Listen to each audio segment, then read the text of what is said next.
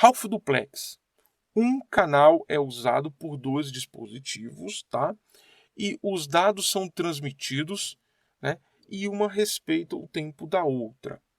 Na inversão é necessário, então, se aguardar um tempo para que a transmissão do estímulo físico percorra, então, um cabo. Vamos lá. Vou pegar aqui um cabo, tá?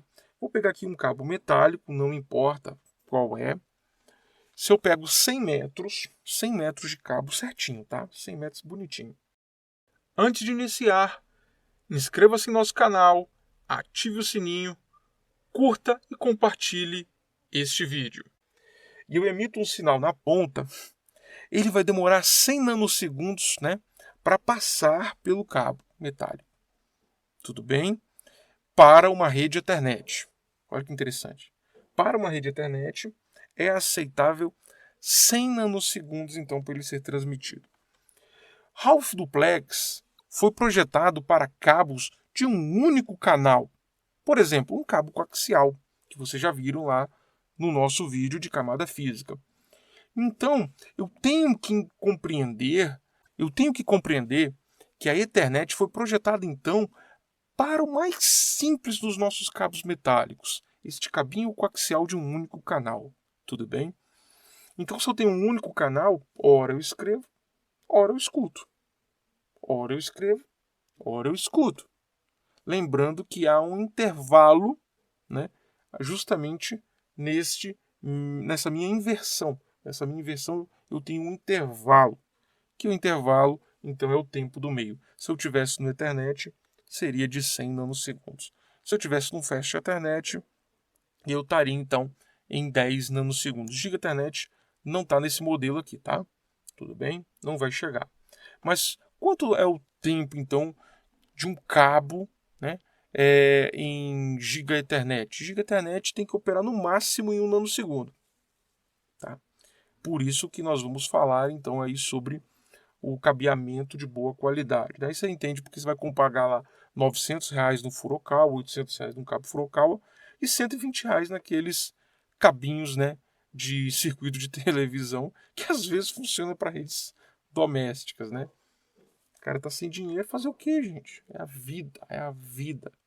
Eu mesmo não nego, eu tenho um monte desses cabinhos aí de circuito que às vezes eu corto um pedacinho e uso, mas numa rede local da minha casa que não requer muita coisa, entendeu?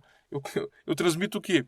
Eu transmito a apresentação de slide, entendeu? É simples, tá? Mas numa empresa, a empresa tem dinheiro, a empresa compra cabo Furukawa. Por exemplo, aqui eu tenho dois nodes, tá? Dois nós, vamos colocar o seguinte, o A e o B. Olha, em cima, o A está mandando dados e o B vai respeitar isso. O B vai escutar. Vai haver um tempo, uma espera, que é o tempo do sinal percorrer o cabo todinho. Show de bola. Terminou o tempo de espera. E aí eu falei dos tempos, né? 100 nanosegundos, 10 nanosegundos e 1 nanosegundos. Naturalmente, respectivamente, na verdade, para Ethernet, Fast Ethernet e Giga Ethernet. Beleza. E aí, respeitando agora, né, a mudança, o A agora fica escutando enquanto o B escreve. Veja que nesse modelo, cada um dos elementos tem menos de 50% do tempo, porque eu tenho que levar em consideração, sim, aquele tempo de inversão. Tá claro? Isso é considerável, tá? Não vamos fazer como na física de segundo grau, onde se dizia que atrito é desprezível, né? No dia que eu fiz uma prova de 400 km de bicicleta, eu vi que atrito não é desprezível, tá ok? Tranquilo? Eu cheguei em casa com os tendões tudo inflamado. Não é desprezível. Então nós não vamos desprezar aquele tempo. Full duplex. 2 canais são criados em um meio. Cada canal, os dados, né, tem apenas um único sentido. Então veja, um cabo coaxial já não rola. Um cabo coaxial tem um canal só. Aqui eu preciso de 2 canais no mesmo meio. Preste atenção. Eu tenho 2 canais no mesmo meio. Tudo bem? E veja, os nós TX e TR, veja, TX e TR, eles estão acoplados, é uma unidade no meu nó, tudo bem? Eles não são embora eles estão recebendo e transmitindo ao mesmo tempo, eles não estão isolados. Por quê? Eu tenho um outro modelo em que eu consigo isolar TX de RX e eles são completamente independentes, tá? Mas veja, é a diferença, né, de 2 simplex para um full duplex clássico, tá? Então veja só, então por um canal o B envia, que é o canal vermelho, e pelo canal azul o B está recebendo dados. Naturalmente no A eu inverto. E isso é o full duplex. Aqueles cabinhos UTP, então, eu tenho ali 4 pares trançados, tá? Então veja, cada par trançado eu consigo fazer, né, um circuito elétrico. Entenderam a jogada? Então eu tenho muitas possibilidades de canais ali. Mas não tem um problema, tá? Quando eu aumento o número de canais no meio, eu aumento a diafonia interna do meio, tá? Vamos colocar o seguinte. Diafonia é o seguinte. Quando eu passo um elétron por um cabo, por exemplo, é natural que ele gere um campo eletromagnético inverso no seu, né, vizinho. Ou seja, no cabinho vizinho está passando a ele. Então, quando eu escrevo em um canal, né, que eu estou ali passando dados, ele está influenciando nos outros canais. Sim. E quando essa interferência é interna do meio nele mesmo, o nome que se dá já é diafonia, tá? Então não adianta aumentar também demais os canais. Por isso você vai comprar cabos STP, que os cabos STP eles têm um alumíniozinho fazendo uma gaiola de Faraday em cada par trançado. Tudo bem?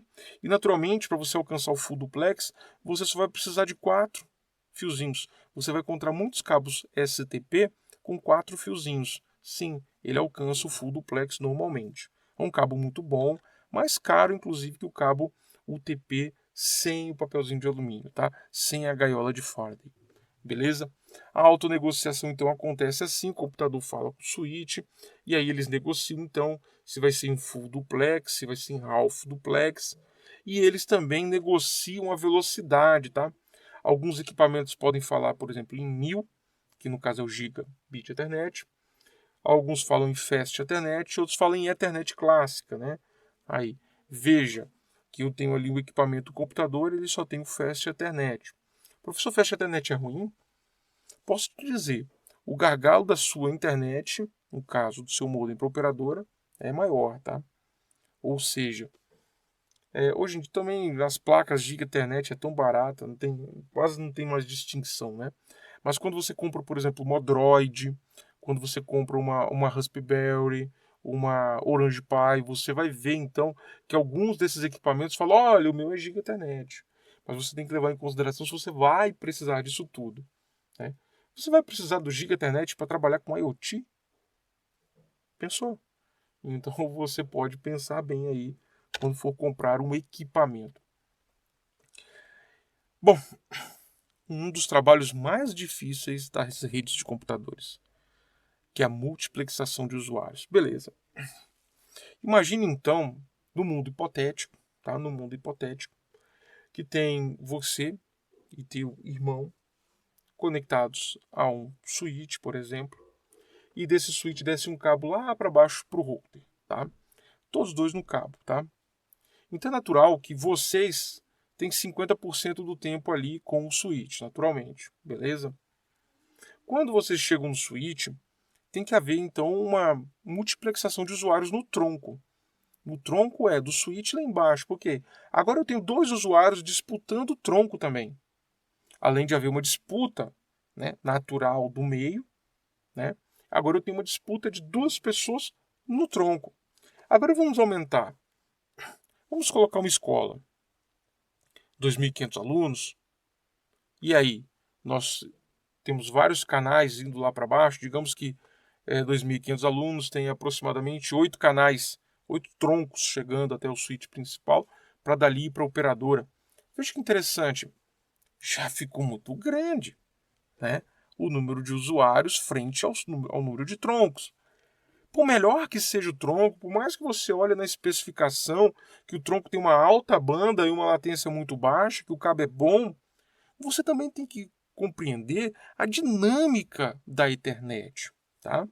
E aí você vai compreender porque a Ethernet ela se dá tão bem na LAN e não se dá tão bem na WAN.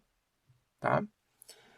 A maneira tradicional de alocar um único canal tronco, né, que é telefônico ou de dados, não nos importa, funciona da mesma forma, entre vários usuários concorrentes, é dividir então a capacidade do tronco, é natural, né? Eu não vou conseguir fazer com que dois passem ao mesmo tempo, tá? E sem um afetar o outro ali de alguma forma, tá? Sempre haverá um afetando o outro. Por exemplo, pode ser que eu restrinja a quantidade de dados que você pode transmitir para poder outro transmitir também, ao mesmo tempo, tá? Mas veja que eu te restringi. Ou eu posso te restringir por tempo, e onde eu te dou todo o canal por um determinado tempo, e depois eu te restringo, você já não pode mais usar, agora é o outro. De alguma forma eles vão se impactar na passagem do tronco, tá? Então nós já vimos lá na camada física, expliquei o que é FDM, TDM, divisão de frequência, divisão de tempo, lembrando que nós também temos divisão de comprimento de onda nas fibras óticas, tá? Então vamos lá. Divisão de frequência. Se existem N usuários, a largura de banda é dividida em N partes, ou seja, eu vou dividir todo o meu espectro de frequência, por exemplo, de 300 Hz a 3100 Hz. Eu divido em 10 canais e eu então entrego para 10 pessoas, tá? E essa imagem aí.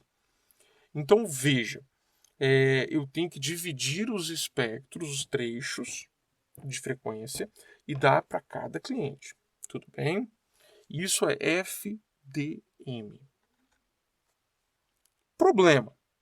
Se o espectro for dividido em N regiões, ou seja, 10 usuários, e menos de 10 usuários estivessem interessados em estabelecer comunicação realmente, tá? Haveria uma grande perca. Eu também tenho outro problema, tá? Eu divido em 10 regiões, um usuário sai. Não é assim. Não vai haver uma renegociação com os outros 9 do excedente.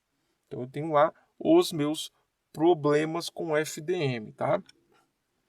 Se mais então de N usuários quiserem se comunicar, alguns deles terão de acesso negado, né? Então, por exemplo, eu dividi em 10, né? Agora entra 15. E aí? 5 serão negados, tá?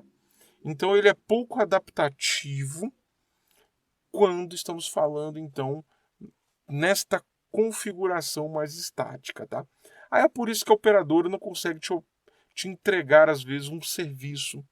Aí chega muita gente, imagina uma torre lá perto. Quer ver? Pessoal que sofre. Uma torre perto do aeroporto, uma torre perto de uma estação de ônibus. Quem mora ali no entorno tem problemas, com certeza, para conseguir canal, tá? Às vezes, uma pessoa que mora lá no meio da roça tem um privilégio tão grande de ter um canal, né, ter poucos usuários perto dele, né? Depende também se foi colocado uma antena perto dele. Vários detalhes. Isso é que é interessante em rede de computador. São tantos detalhes, né, que poderíamos passar aqui dias e dias discutindo, escrever até vários e vários livros, tá? Bom, é difícil então você ter uma renegociação dessas frequências. Alocação dinâmica de canais. Existem 5 premissas para fazer uma alocação dinâmica de canais, tá? Primeiro, tráfego independente. N estações são independentes e geram quadros, tá? Pensa em 5 estações completamente independentes gerando seus dados, tá? Né? Tudo bem? Cada quadro, quando transmitido, a estação que está transmitido se bloqueia. Então, por exemplo, eu vou transmitir, tá? Então eu transmito e me bloqueio. E deixo a transmissão acontecer naturalmente pela placa de rede, utilizando toda aquela teoria lá que vocês viram no livro de Sistemas Operacionais Modernos, lá no capítulo de dispositivos de entrada e saída, e também dá uma olhadinha no capítulo de processos. Tudo bem? Se você quiser também ver um pouco mais, dá uma olhadinha no capítulo de deadlock, tá? Tem essa playlist completa aí no meu canal. Então ele inicia a transmissão e se bloqueia e então ele só faz a transmissão. Acabou. Ele faz aquela transmissão E acabou, tudo bem? A premissa de um canal único. Em um canal, todas as estações são potencialmente transmissoras. Eu tinha cinco equipamentos, mais uma estação base, são 6, tá? Todos são potenciais, então, transmissores. Colisões observáveis. Então, toda estação poderá detectar a colisão do canal. Muito simples, né? Imagine assim, olha, vamos aqui para uma realidade, tá?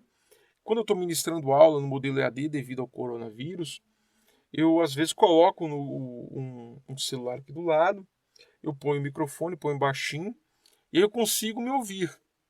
E aí eu sei como que está a comunicação, tá, com o aluno. Da mesma forma, um equipamento, quando emite um quadro, é possível que ele detecte que o quadro não foi corrompido, ou seja, que não houve colisão. Tudo bem? Se ele detectar que houve colisão, aí ele vai tomar suas devidas providências, tá? Tempo contínuo ou segmentado. Isso é muito importante, tá?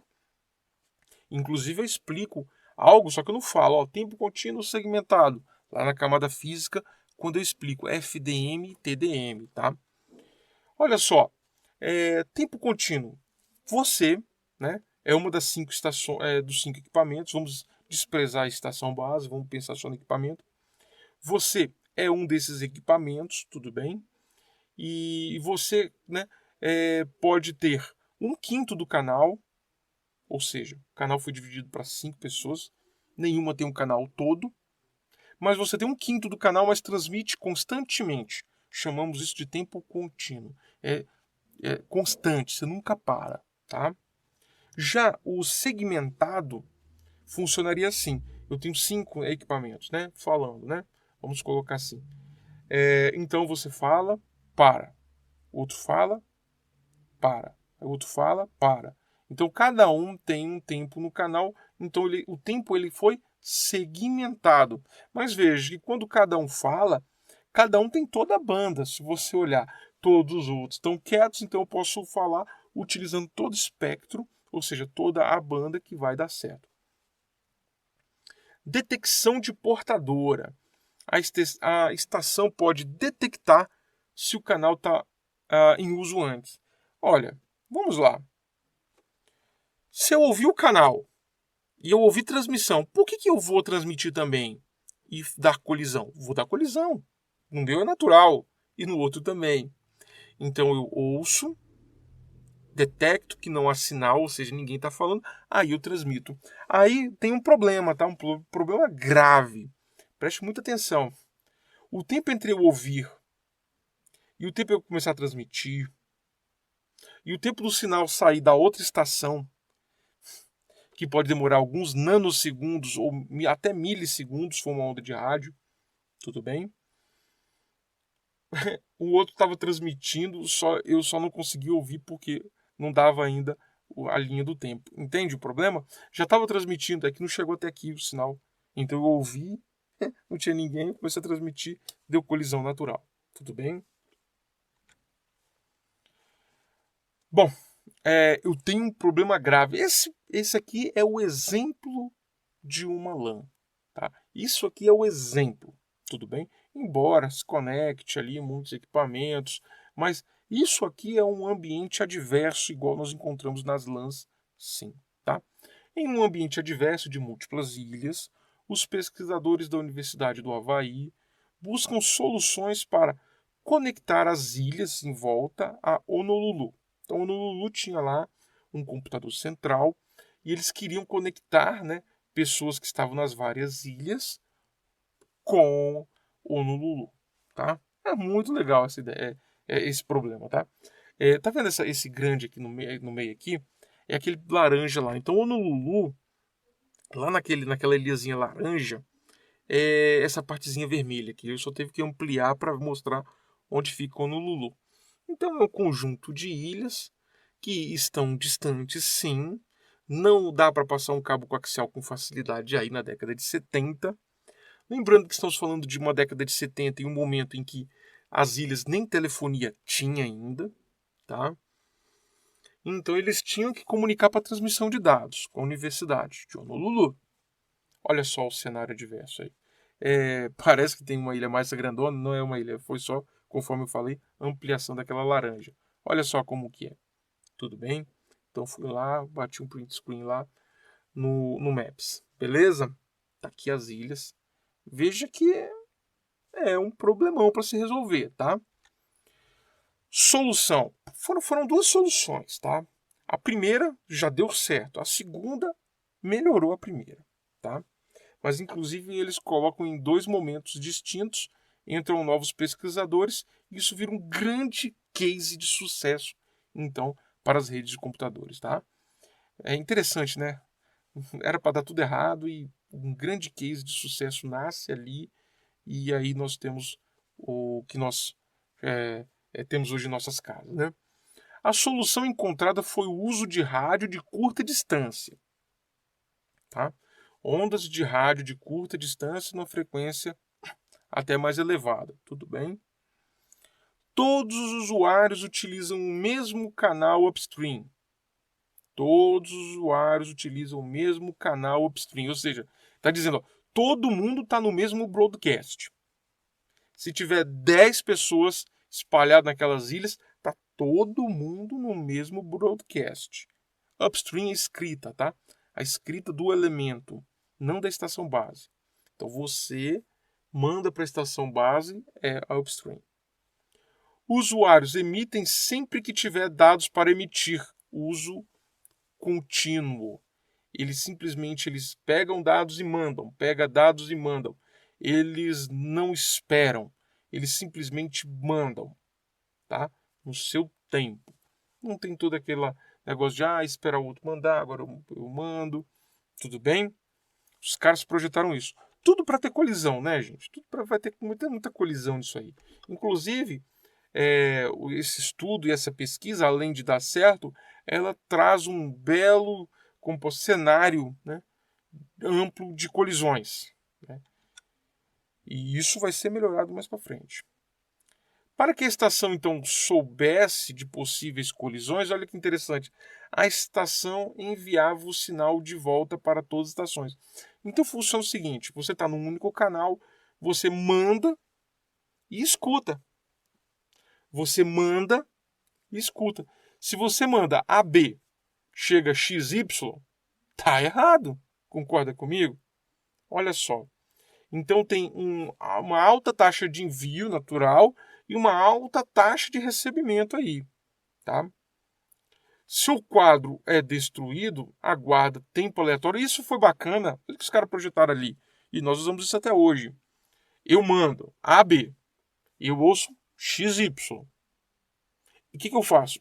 Eu faço um handle em mim mesmo, e eu me bloqueio por X tempo desse handle. Por quê? Concorda comigo que eu mandei e alguém mandou.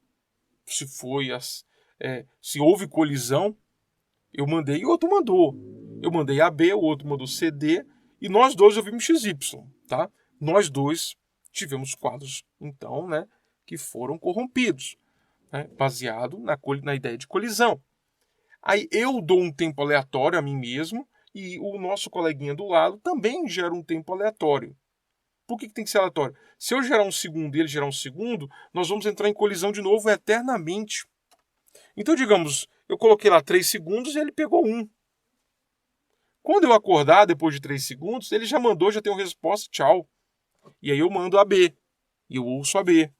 Vocês pegaram a jogada? Então é muito importante esse tempo aí, esse handle ser aí criado quando eu detecto colisão de meus próprios quadros, tá? Então, por exemplo, A, B, C, D, E são usuários, né? Ali eu tenho tempo correndo, tempo contínuo. E em um dado momento, veja que em um dado momento eu tenho A, B e D em colisão, tá? Então, desses 3 equipamentos vão perder os quadros, seus respectivos quadros. É natural que A, B e D vão gerar tempos randômicos, vão se bloquear randomicamente ali um tempo, vão acordar e vão transmitir de novo. Tudo bem? E há quadros, por exemplo, o E passa 2 quadros ali com sucesso, perde só um. em um determinado tempo. O tempo ele é contínuo nesse esquema, tá? Aí, então, não vou ficar falando o nome de pesquisadores. Entra mais 2 pesquisadores e melhoram a ideia, tá?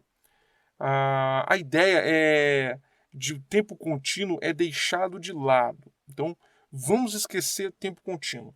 Vamos dividir, então, o nosso broadcast em tempos, slots de tempos. E nós vamos dar, então, o slot de tempo para cada equipamento. Lembrando que nós temos que ter um tempo ali entre cada slot, tá? Por exemplo, é meu tempo, eu mando. Todo mundo aguarda um tempinho, ninguém fala nada, aí é o próximo. Tem que ter esse tempinho, tá? Tem que ter esse tempinho, que é o tempo do canal, tá? Beleza.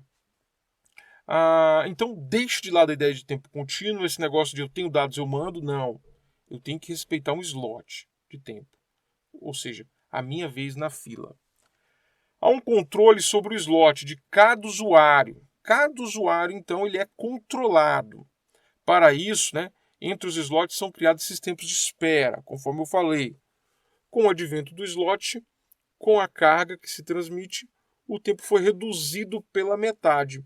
Então veja só, mesmo eu controlando os tempos, fazendo os quadros terem um espaço de tempo ali, que é o tempo do canal, né, de transmissão da onda, daí das ilhas mais longes, tá? É só você pegar qual a distância mais longe, por exemplo, desculpe, de Honolulu ao ponto mais distante, a ilha mais distante. Esse é o tempo máximo do canal, esse é o tempo que nós vamos respeitar entre os quadros. Tudo bem? E aí nós vamos ter então uma redução no tempo. Olha só a melhoria, tá? O throughput, né? Veja que o throughput, ele ali, por exemplo, quando você tem o tentativas por tempo, você veja que ele é quase o dobro, cara. É quase o dobro. Ficou muito bom a aula original e o Slotter, tá? E isso aqui, é disso aqui que nós vamos tirar o Ethernet, deste projeto. Sabia que o Aola foi esquecido por anos? Cara, eles fizeram toda essa pesquisa da década de 70, colocaram em prática, funcionaram, recolheram dados, melhoraram os algoritmos, jogaram depois tudo isso na gaveta. Jogaram, tá? E ele só foi realmente aplicado com o advento da internet por cabeamento. Então, quando precisou de interligar as LANs, as várias LANs no mundo, precisou de colocar, então, múltiplos usuários no canal, né? Pronto. Por quê? Você tem que compreender ali final da década de 90 ali, que redes de computadores eram usadas ali no mercadinho, no supermercado, numa grande rede de hipermercados, naqueles caixas, nas empresas, nas empresas de processamento de dados por fita. Mas na hora que interligou tudo isso, você precisou de multiplexar uma grande quantidade de pessoas. E aí o trabalho em cima de controle de usuários, seja por frequência de tempo contínuo, ou seja de tempo em slot, né? Então você teve que voltar lá atrás, pegar esse projeto, ver como que ele foi importante e reimplementar ele então ali, né? Nas LANs e nas WANs. Foi fundamental, tá? Este projeto. Vou ficando por aqui hoje. Nós vamos ter uma continuação, lógico, isso que foi só o começo deste capítulo. Nós vamos entrar mais forte daqui a pouco em detalhes da subcamada MAC. E lá no final nós vamos falar então sobre a questão do MAC address, que é muito importante. Vejo você no próximo vídeo. Lembre-se, compartilhe, curta, coloca lá nas redes sociais o material. Você me pede material, se já não tiver na descrição, você pede para eu colocar na descrição, me cobra, me fala qual é a sua universidade para eu te ajudar e nos ajudar também. Tudo bem? Muito obrigado. Até mais.